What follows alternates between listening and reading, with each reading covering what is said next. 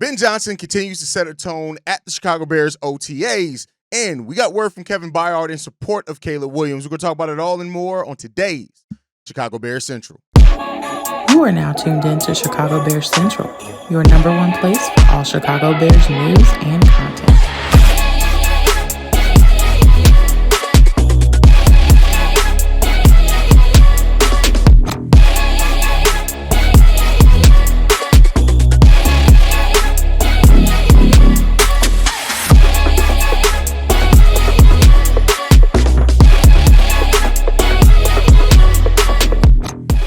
What's going on, Bears fans? Welcome to another episode of Chicago Bears Central, your number one spot for everything Chicago Bears related. I'm the host, Hayes, but more importantly, you guys can follow the channel at Chi Bears Central on every social media platform we happen to be on. With that said, let's go ahead and get into this content for today, y'all. And hey, OTAs.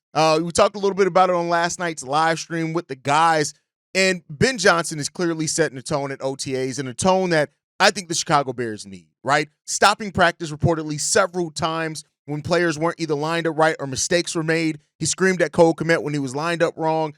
These are things that are needed for the Chicago Bears team, right? Now, C-Dub aired a little bit of concern over how much could that hard-ass nose type coaching affect Chicago Bears players, but I think that that's something that's needed here. You want to suss out and get completely just pull it out from the root up of anything that could end up turning into something down the road for your team as far as negative habits or anything like that. You want everybody on the same page. So I love that Ben Johnson is coming into his first OTAs as a head coach, and he's setting a tone, that he's setting a standard, because that's something that we've lacked here for the Chicago Bears for too long, because we haven't had a standard, and the coaching staff that we've had here, reportedly through like 2 or 3 coaching staffs, has just been pretty disappointing, to be 100% honest with you. So I love seeing what Ben Johnson is doing. I love hearing it as well, and it seems like the players and the coaches are really responding pretty well to it overall, and I think that's a really good thing, man. I think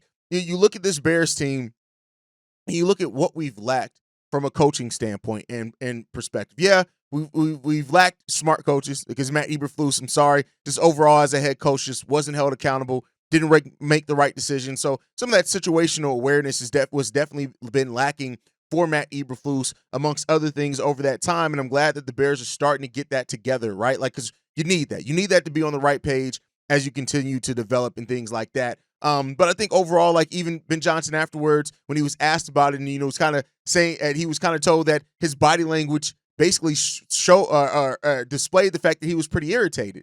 And, he said, I'm gonna get better about that. Didn't say he wasn't actually irritated, right? So I love having a coach and a coaching staff. We've already seen it from Eric Bieniemy. We know that Dennis Allen is a fiery, he's going to be fiery as a defensive coordinator.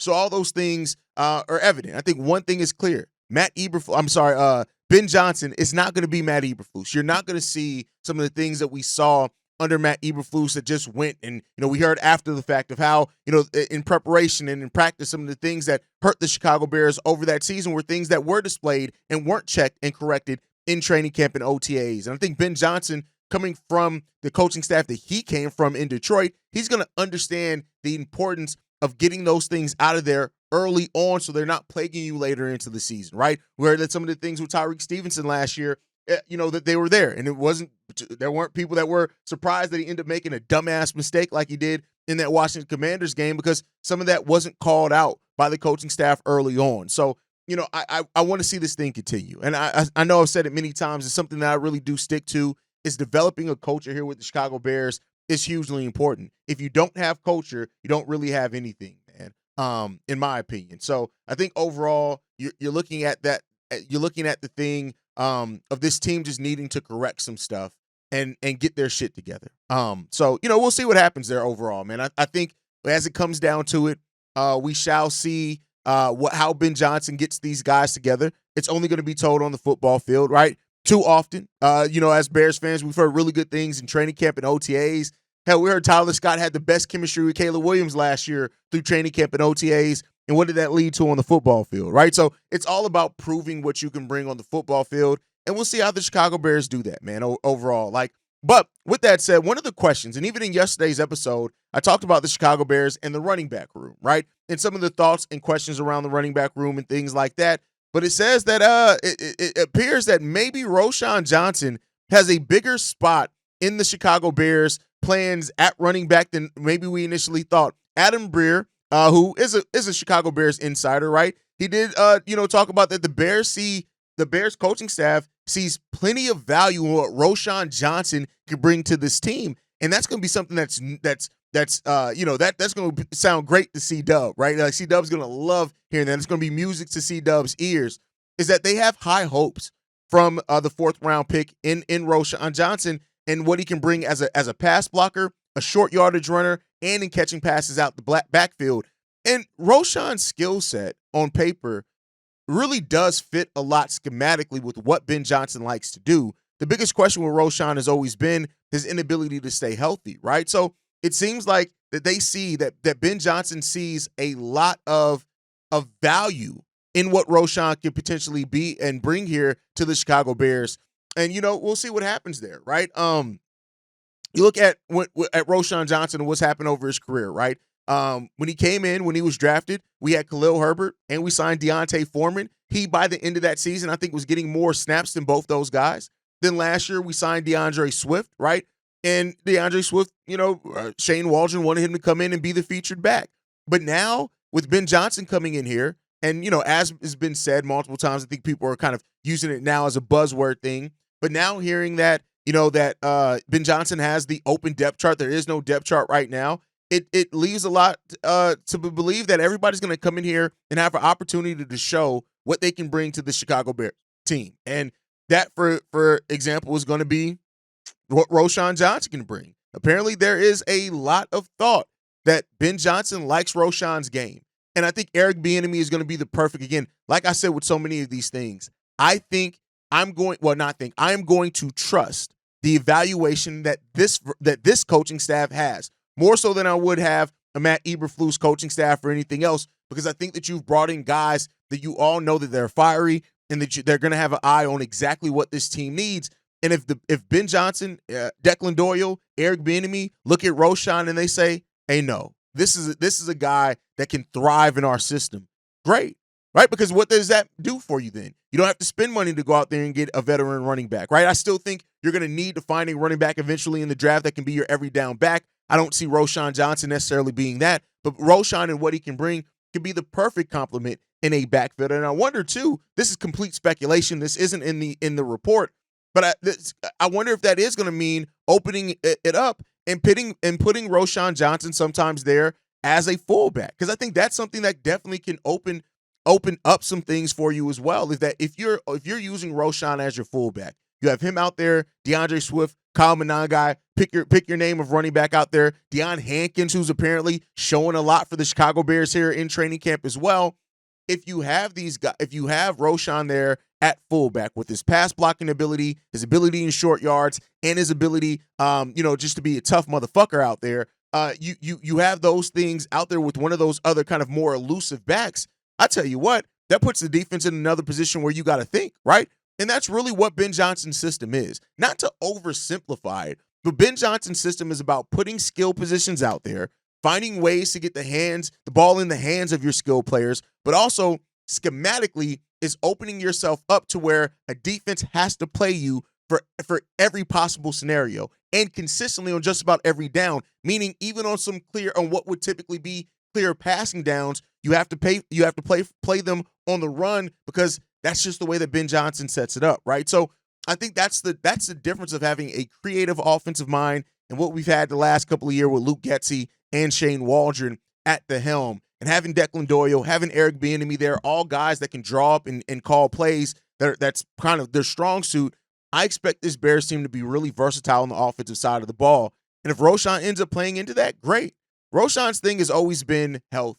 He hasn't been able to stay healthy. He's going to reportedly be wearing that Guardian cap, which I think is a really good thing for him. You want to be able to get him on the field, keep him on the field, see what he can be for you on the field. But once you have that laid out and down, what he turns into could be great, right? So I think overall, like, hearing that about Roschon to me sounded really good. And it makes some sense, because I think when you look at it on paper, just in what Ben Johnson likes to do and what Roschon's skill sets and where his strengths are when he's able to stay on the field, that makes sense. It just comes down to, can Roschon finally stay healthy?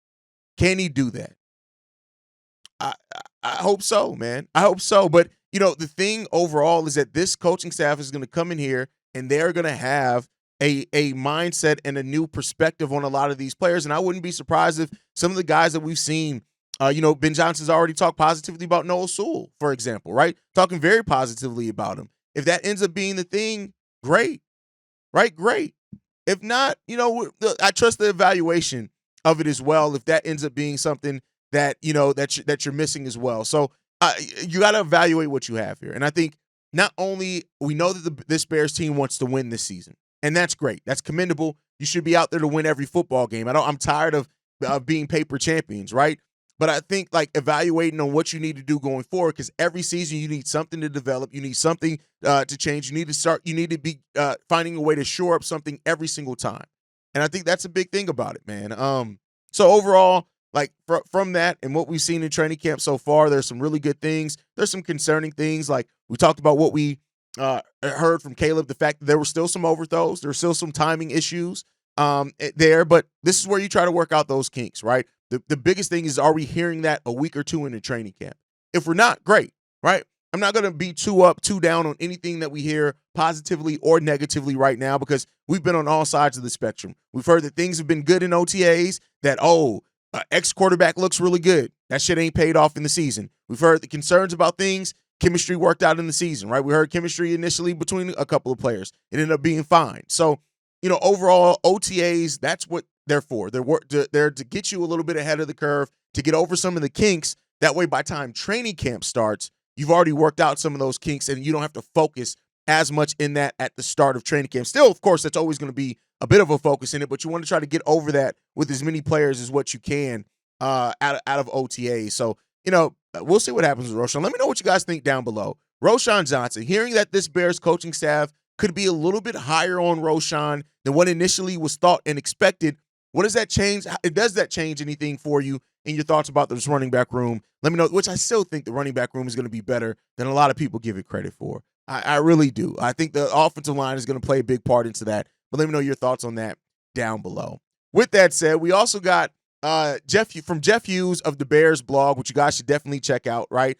He said that he had a conversation with an NFL exec and said this: "What does Joe Thuney bring to Chicago? Joe is one of the best football players in the league. Honestly, he won't take shit. Everybody would do everything right because he won't allow anything else. I'm not sure anybody hates losing more than Joe. That's why he didn't hesitate when Andy asked him to move to the outside, a position he had no business playing. He wants to win, and he'll do everything to achieve that." Do you know how big it is to have players with that mindset on your football team? Players that not only in their own play, their own style, their own drive, but also in how they hold the players accountable around them, that doesn't tolerate bullshit. How much that helps your team get into a place of being a respectable football team, which is what the Chicago Bears are trying to do, right? That's what you want to see from a team. And in seeing and I think that that's something that can go kind of understated and maybe a little bit undervalued, just because we're not in the locker room. We're not in there every single day to know what's going on and what's being said and things like that. But to have people that have that mentality, the winning mentality, that can reverberate through your entire team when you have those guys. So to hear that Joe Thuney is somebody who's going to hold that offensive line accountable, I tell you what, we need that. Drew Dahlman, hopefully, is another guy that can bring that, right? You bring in veterans, you want them to hold the young players accountable. And they can help the development of a Darnell Wright, a Kieran Amagaje, maybe even a Braxton Jones to get his shit together in a little bit of ways that he can, right? So, we'll wait and see. I don't, I'm not letting my excitement turn into expectations, even though I'm the guy that predicted the Bears to get 11 or 12 wins this season. But I think overall, you want the right people and you want the right personnel. You want the right mindset. When you're trying to change something, you have to have those players and those pieces around if you really want to dig out some of that bad juju, for lack of better words, that's left over from the Matt Nagy and from the Matt Eberfluses, the Mats, right, so to say. So we got to do that. And you got to have the right personnel there. You got to have the personnel that bring the identity and the intensity that we've reportedly hearing from this coaching staff, but bring that on the football field. And if Joe Thuney's going to be doing that for this football team, great, right? That you need people that are going to hold people accountable. That's the thing that we've lacked for so long is accountability. And, I think he's going to take pride in protecting Caleb Williams. I think he's going to take pride in opening up those gaps for the running game. I think he's going to take pride in putting defensive tackles and edges on their ass, right? So you need people like that. Like I said yesterday, the last thing you want to be left with is your dick in the dirt. You don't want to be left with that. So, that's something that this team is going to have to, because we've had our dick in the dirt a lot over the last few years. And I'm telling you what, I'm tired of being the dirty dick Bears. I've taken that way too far. I've taken it way. That was the place. That was too far. The line was here. I stepped over the line, but I'm still going to stand on it. So, that's where it stands right now. We'll see what Joe Thuney. I'm glad that we have guys that care about winning on this team, on this football team. Let's go out there and actually turn that into some wins for us, right? But another guy that I want to talk about, and this is probably the last time I'm going to bring up the Caleb Williams report, because like we said, I think most people agree it's much ado about nothing at this point. But for what it's worth, Kevin Byard was asked about it, and he said this: I didn't really think anything of it. That was before he was here. That's how he felt. That's how he felt. I can't speak for him or his dad. Since he's been in the building and since I've been around him, I haven't noticed any of that. Every single day, he's trying to get better. He's a really good and talented quarterback in this league. That's what I see from him. Just working every single day, meeting with Ben and working with all those guys. We're trying to right the ship. We're trying to right this organization and the culture. I think that that's a great quote to just leave it on. We're trying to right this organization and the coach. The fact that a player who's only here 1 year understands how important it is to this franchise to right the organization, to right the culture, I think says a lot about how the Bears are viewed around the league. And they've earned that view, unfortunately. It is what it is, man. It is what it is. The Bears got to get their shit together, man. And hopefully we can be that team that can be that. And if we can, great. If we can't, all right, what are we doing then? So I think overall, this Bears team has a lot of things that they need to do, that they need to work on, that they need to grow through.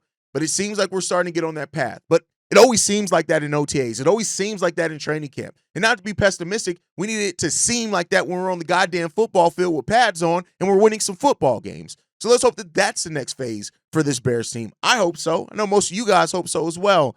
And let's see what the Bears got for us. But with that said, tomorrow's the mailbag, but we got a lot of voicemail, so I want to play a voicemail today. This one's from Darius. What's going on, man? Darius in Dallas.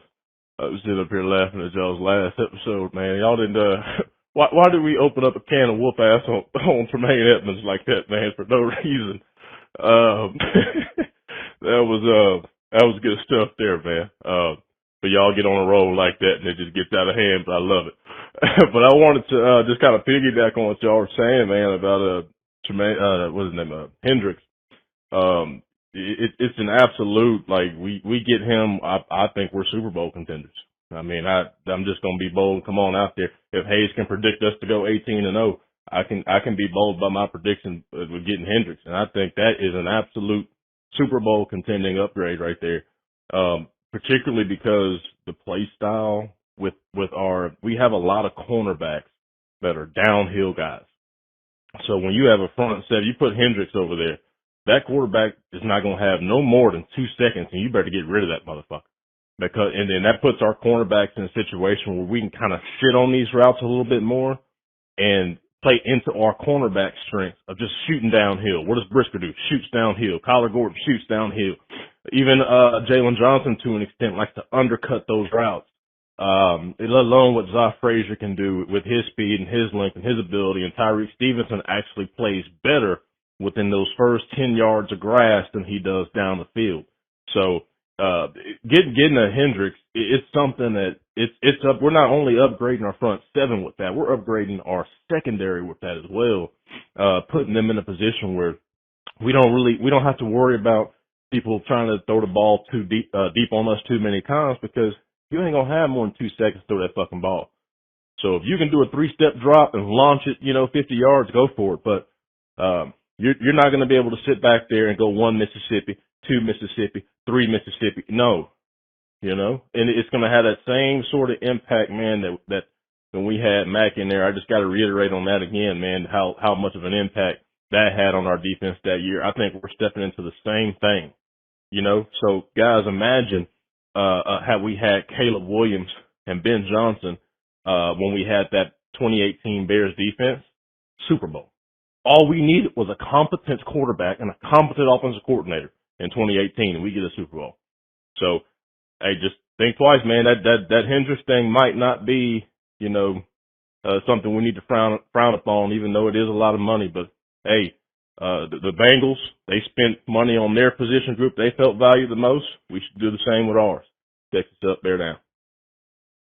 Listen, I agree. If the Bears get Trey Hendrickson, it's off to the races at that point, right? Like, you're not, and we said that on that episode, it's not about at that point if you're just contending in the North. You're contending in the NFC at that point. Now, like I said, I don't think we can hang our hats on that. I think a lot of the things that you talk about with the identity of this Bears team, how everything fits together with the Jalen Johnsons and the Tyreek Stevensons and the Kyler Gordon, those are all things that need to maintain there one way or another, right?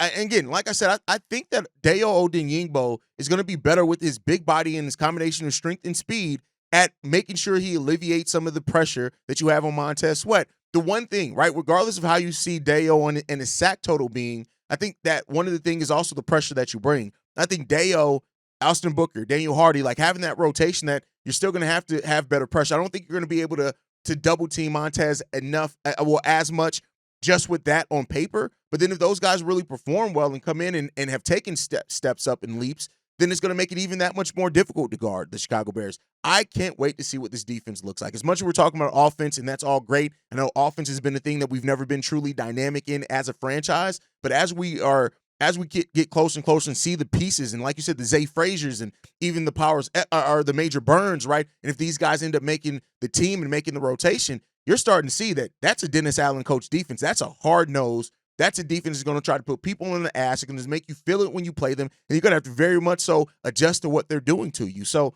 I think the Bears have the makings of a really, really good defense. They still got some weak spots. I still need to see Tremaine. I think he's going to be able to kind of focus more on coverage this year, so we'll see how he does on that. But I think, we have the makings of a really good defense. We just got to see how it's going to come together, man. At least that's my thought process. But thank you for leaving that voicemail, Darius. Make sure you guys are following us at Shy Bears Central. You can send us any feedback, questions, comments, concerns, ChicagoBearsCentral@gmail.com. Lastly, if you want to leave a text message and our voicemail for the mailbag, the number to do so, 773-242-9336. We are the number one spot for everything Chicago Bears related, but that's thanks to you, lovely and beautiful people. Like I like to end every episode on, Chi-Town up, but bear down. Love you guys. Peace, y'all. This has been a presentation of the Break Media.